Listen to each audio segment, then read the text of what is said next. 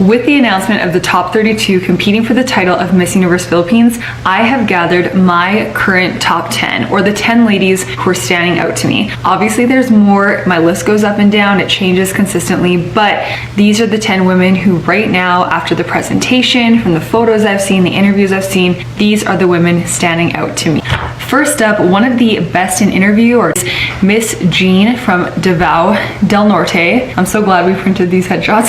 She is not only stunning, but obviously speaks very well. I love her stage presence. I think she has a little bit of work to do in terms of standing out, because there are women who I feel like their look, their walks are standing out a bit more than her, but there's still a lot of competition left to happen. For this event, I've got my top 12 picks, and number 12 on my list is Davao del Norte, Johnny Orcena. Pleasant surprise.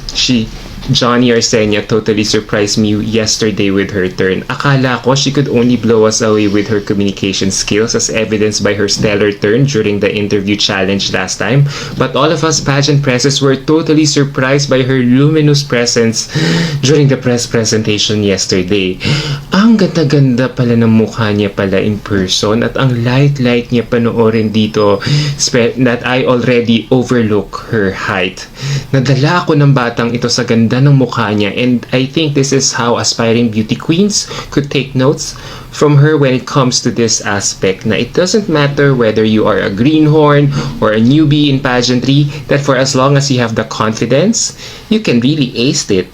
Sana matrain pa ng maayos itong bata na ito sa lakad, kasi nakikita ko may potential talaga itong babaeng to. And just to mix things up, we're going to do this in no particular order. Davao del Norte, love to see it. Love to see all of the Filipino-inspired outfits that many of the contestants wear to the press presentation.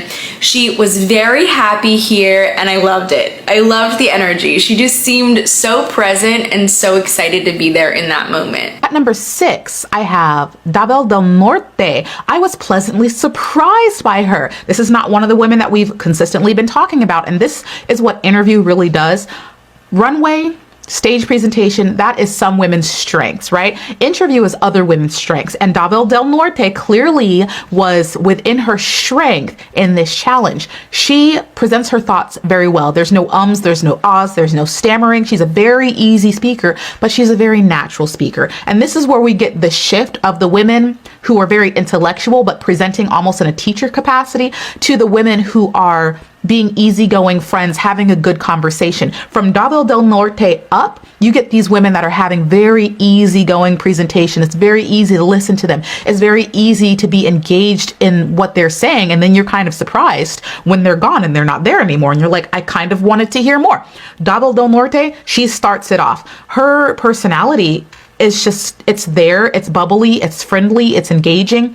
I just was able to sit back in my chair and listen to what she had to say. And all of her answers were very well put. And it seemed like they were very well thought out, as if these are things that she's considered before. And that is very important going into an interview setting.